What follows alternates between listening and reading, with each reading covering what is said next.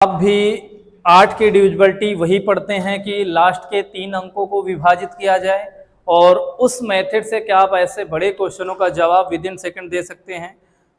अगर आप ऐसे क्वेश्चनों का विद इन सेकंड जवाब देना चाहते हैं, समय के पहले जवाब देना चाहते हैं, तो आप मेरे साथ बने रहिए। इस पूरी वीडियो को आप देख लीजिए।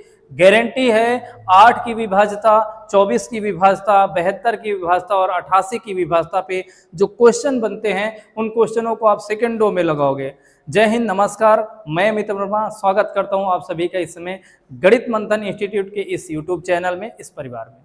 दोस्त, हम जैसा बात किए कि आपको 8 की विभाज्यता में कौन सा मेथड नहीं यूज करना है, अंतिम के 3 अंकों को विभाजित करना जैसा कि किताबों में बताया गया वो सब यूज नहीं करना है। तो फिर सर सीखना क्या है? देखिएगा दोस्त, अगर आप 8 की विभाज्यता को सीखना चाहते हो तो पहले आपको क्या नहीं करना, जो बुकों में लिखा गया, क्या लिखा गया कि लास्ट के 3 डिजिट आपने ये पढ़ रखा है कि अंतिम के 3 डिजिट यदि विभाजित होते हैं तो संख्या भी 8 से विभाजित होती है।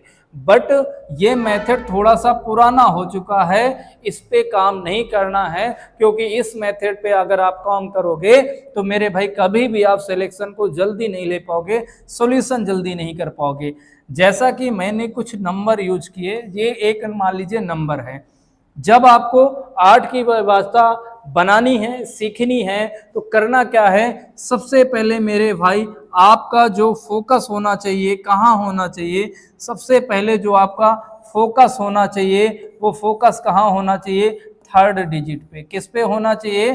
3rd डिजिट पे आपका फोकस होना चाहिए। अब मेरे भाई आप जब लास्ट से तीसरे अंक पे फोकस करोगे, ये तीसरा अंक क्या क्या हो सकता है?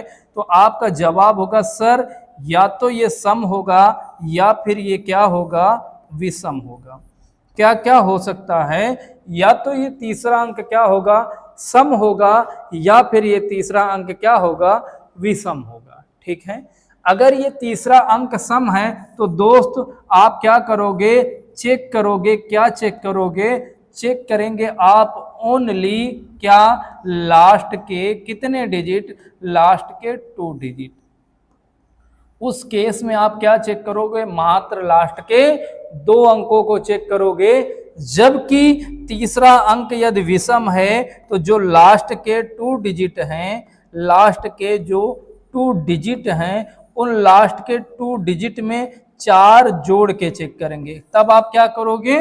उन लास्ट के 2 अंकों में 4 जोड़ के चेक करोगे। अगर आप 8 की विभाज्यता सीखना चाहते हो, समझना चाहते हो, तो आप लास्ट से तीसरे अंक पे आपका फोकस होना चाहिए। वो तीसरा अंक क्या होगा? या तो सम होगा या फिर विषम होगा। अगर ये तीसरा अंक सम है तो चेक करोगे मात्र किसको? लास्ट के 2 अंकों को। जबकि तीसरा अंक यदि विषम है तो लास्ट के 2 अंकों में 4 जोड़ के। मैं 1-2 एग्जाम्पल कराता हूं। जैसे ये मान लीजिए नंबर लिखा है 7, 8, 9, 1 और 2। मैं आपसे पूछूं क्या ये संख्या 8 से विभाजित है या नहीं, तो आपका जवाब होगा सर मैंने फोकस किस पे किया? तीसरे अंक पे। जब मैं तीसरे अंक पे फोकस कर रहा हूं सर, तो ये तीसरा अंक जो है अपना क्या है? ये तीसरा अंक अपना कैसा है? तो आपका जवाब आएगा सर ये अंक तो क्या है? विषम। ये क्या है? विषम है। और तीसरा अंक अगर आपका क्या है? विषम है, तो लास्ट के 2 अंकों में कितना जोड़ोगे? 4। ये लास्ट के 2 अंक कितने थे? 12 में 4 जोड़ो, बोलो बनेगा कितना? 16। क्या 16 8 के टेबल में आता है? तो ये संख्या भी 8 से विभाजित हो जाएगी। एक और एग्जाम्पल के साथ सीखते हैं चीजों को। मान लो जैसे ये मैंने एक नंबर लिख दिया, फोकस करेंगे तीसरे अंक पे। तीसरा अंक कैसा है? सम है, और तीसरा सम है तो चेक किसको करेंगे आप? मात्र लास्ट के 2 अंकों को। क्या ये लास्ट के दोनों अंक 8 के टेबल में आते हैं या नहीं आते हैं? आते हैं। 8 चौक 32 होता है, तो ये संख्या भी 8 से क्या हो जाएगी? विभाजित हो जाएगी। तो क्या सीखे हैं अब तक हमने कि कभी भी 8 की विभाज्यता हमें चेक करनी है, रूल सीखना है, समझना है, तो आप लास्ट से किस पे फोकस करोगे? तीसरे अंक पे। वो तीसरा अंक या तो क्या होगा? सम, या फिर क्या होगा? विषम होगा। अगर तीसरा अंक सम है तो किसको आप चेक करेंगे इस केस में? लास्ट के 2 अंकों को।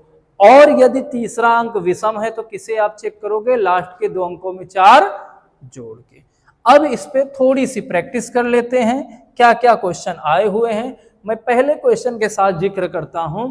जैसा कि आप देख रहे हैं 5 3 8 1 y। क्वेश्चन क्या है अपना? 5 3 8 1 और y है। मेरे भाई अगर आप पुराने रूल पे जाओगे कि लास्ट के हम 3 अंकों को चेक करेंगे तो उस केस में यहां आप 0 1 2 3 ऐसे नंबर रखते रखते कितने तक रखोगे? 9 तक रखोगे और फिर सभी अंकों को आप भाग कर करके चेक करोगे तो वो एक प्रोसेस क्या हो जाएगा? लेंदी प्रोसेस हो जाएगा। क्या हो जाएगा? वो लॉन्ग प्रोसेस हो जाएगा। बट उसे हमें यूज नहीं करना। तो करना क्या है? आपका फोकस कहाँ होना चाहिए? तीसरे अंक पे। और बताओ ये तीसरा अंक कैसा है? ये तो सम है, और जब सम होता तो किसको चेक करते हैं? मात्र लास्ट के। अब एक के साथ एक वाली टेबल में 8 से कटने वाली संख्या कौन होती है?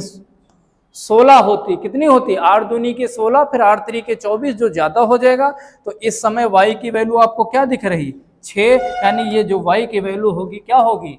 6 होगी और कुछ नहीं। उम्मीद है चीजें थोड़ा सा क्लियर हुई होंगी। अगर क्लियर है तो फिर हम लोग थोड़ा सा क्वेश्चन की ओर और आगे बढ़ते हैं और इस क्वेश्चन को लगाने का प्रयास करते हैं। जैसा क्वेश्चन देख रहे हैं आप 4 3 6 x और y दे रखा है। कितने युग्म संभव x y के? रूल तो ये कहता है कि फोकस कहाँ करिए सर? तीसरे अंक पे। और तीसरा अंक कैसा है? सम है। और तीसरा अंक सम है तो लास्ट के दोनों अंक विभाजित होने चाहिए थे। तो लास्ट में या तो ये 0 8 हो जाए या फिर 8 और 0 हो जाए, तब विभाजित रहेगा कि नहीं? या फिर ये 16 हो जाए या फिर 24 हो जाए या फिर 32 हो जाए या फिर 40 हो जाए या फिर 48 हो जाए, 56 और 64 72 80 मैंने लिख लिया, 88 और फिर 96। अब आपसे मैं पूछूं कितने जोड़े बने हैं तो आप काउंट करोगे दोस्त। 1 2 3 4 5 6 7 8 9 10 11 और ये रहा 12। तो इस कंडीशन में आपके पास कितने जोड़े बन के तैयार होंगे? 12 जोड़े। तो एक तो ये हमारे पास लगाने का तरीका है। दूसरा क्या तरीका हो सकता है कि सर ये जो लास्ट के 2 अंक हैं ये कहीं ना कहीं जो भी संख्या बनेगी वो 100 के नजदीक जा रहे हैं। भाई लास्ट के 2 अंक का मतलब 2 अंकों की सबसे बड़ी संख्या 99 होती है।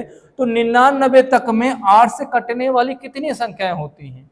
तो आप कहोगे सर 99 तक में अगर हम 8 से कटने वाली संख्या निकालें तो 12 8 का कितना होता है? 96 होता है। यानी टोटल संख्या कितनी बनेंगी? 12 संख्या। तो ये आप दूसरे तरीके से लगा सकते थे। इसको आप मेथड नंबर 2 बोल सकते थे कि डायरेक्ट लगाते कि सर 2 अंक ही तो हैं। तो 2 अंकों में सबसे बड़ी संख्या 99 होती है और 99 तक पहुंचने के लिए हमें 8 से कितनी बार टेबल पढ़ना पड़ेगा? तो 12 बार, क्योंकि 12 8 का 96 होता है ना। तो ये हो गया अपना क्वेश्चन। आगे देखते हैं और क्वेश्चन क्या है। अगला क्वेश्चन ये है कि आपको बताना है संख्या क्या है अपने पास। x है 2 4 6 5 2 और y। हमें बताना है कि x y के यहाँ भी कितने जोड़े बनेंगे। तो मेरा फोकस होगा तीसरे अंक पे। अब ये तीसरा अंक कैसा है? सम है। तीसरा अंक कैसा है? ये विषम है। और विषम में क्या होता है? 2y में 4 जोड़ के। तो 4 जोड़ के अब 2 वाली रेंज में कटने वाली संख्याएं या तो 24 हो सकती है या फिर क्या होगी? अगर यहाँ पे या तो आगे की संख्या बनाएंगे 32 हो सकती है। भाई 32 भी तो 8 के पहाड़े में कटती है ना। अच्छा, यहाँ 24 पहुंचने के लिए यहाँ क्या रखना पड़ेगा आपको? 0।